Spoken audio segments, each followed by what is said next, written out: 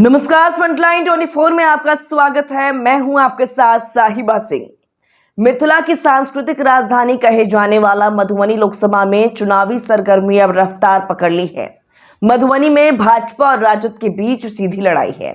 NDA के निवर्तमान सांसद और प्रत्याशी अशोक यादव और महागठबंधन के प्रत्याशी पूर्व केंद्रीय मंत्री अली अशरफ फातमी के बीच कांटे का मुकाबला होते दिख रहा है। जिस तरह की स्थिति बनती जा रही है उसमें स्पष्ट है कि इस बार मधुबनी में जीत हार का फासला बहुत कम मतों के अंतर से होने वाला है। भाजपा प्रत्याशी अशोक यादव को अली अशरफ फातमी कड़ी टक्कर दे रही हैं। दोनों प्रत्याशी के सामने एक नहीं अनेक चुनौतियां भी मुंह बाए खड़ी हैं। इन चुनौतियों का सामना करना इस चुनाव में दोनों के लिए मुश्किल है। मधुबनी के मतदाता दो भागों में बटे दिख रहे हैं। अशोक यादव भाजपा के निवर्तमान सांसद हैं और ये मधुबनी से दूसरी बार चुनाव मैदान में हैं। इनके खिलाफ क्षेत्र में एंटी इनकम्बेंसी फैक्टर तेजी से काम कर रहा है। पिछली बार की तरह इस बार यहां एक तरफा चुनाव नहीं होने जा रहा है। इस चुनाव में ना तो कोई लहर है और ना कोई हवा। राम मंदिर या हिंदुत्व कार्ड भी कोई बड़ा खेल नहीं करने जा रहा है। हाँ, मोदी एक फैक्टर जरूर है। क्षेत्र के लोग अपने सांसद पर सीधा आरोप लगा रहे हैं कि इन्होंने 5 वर्षों के दौरान कोई काम नहीं किया।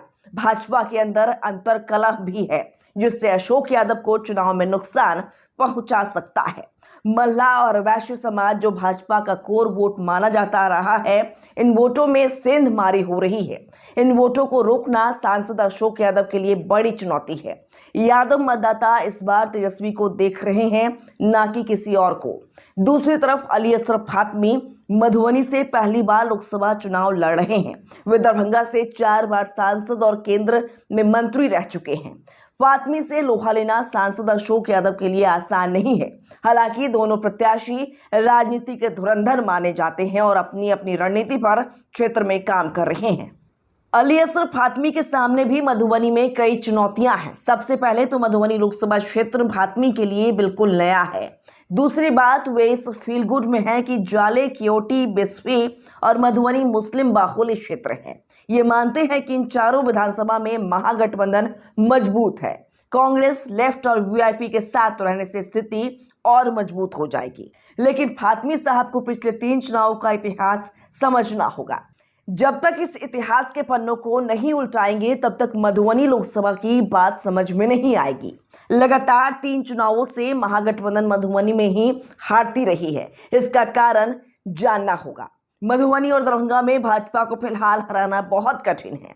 राजनीतिक विश्लेषकों का मानना है कि भाजपा को जीत के लिए अपने आधार वोट को एकजुट रखना होगा। सिर्फ ब्राह्मण वोटरों के बदौलत चुनाव नहीं जीता जा सकता है। इन वोटों के अलावा अति पिछड़ा, दलित, कुशवाहा और वैश्य समाज को गोलबंद करना होगा। यादव पिछली बार भारी संख्या में भाजपा प्रत्याशी अशोक यादव को वोट कर दिया था।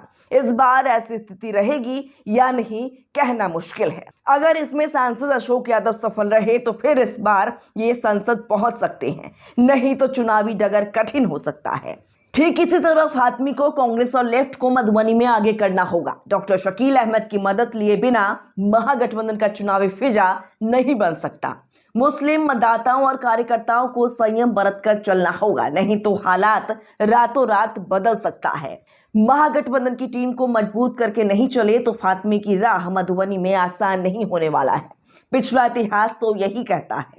मधुबनी लोकसभा के दोनों प्रत्याशी दरभंगा निवासी हैं। दोनों का अपना राजनीतिक पहचान है। मधुबनी लोकसभा में 6 विधानसभा है, जिसमें 1 को छोड़ 5 पर एनडीए विधायक हैं। जहां तक जातीय समीकरण की बात है तो यहां सबसे अधिक ब्राह्मण, दूसरे स्थान पर मुस्लिम मतदाता हैं। पिछड़ा और अति पिछड़ा वोटर निर्णायक भूमिका में रहते हैं। वैश्य, दलित की आबादी मधुबनी में अच्छी खासी है। कुल मिलाकर भाजपा मधुबनी में काफी मजबूत स्थिति में है। संगठनिक ढांचा भी भाजपा का मधुबनी में काफी सशक्त है। वहीं महागठबंधन का वोट रहते हुए संगठनिक ढांचा कमजोर तो है ही, गठबंधन में समन्वय का घोर अभाव है। ये हम नहीं, राजनीतिक पंडितों का कहना है।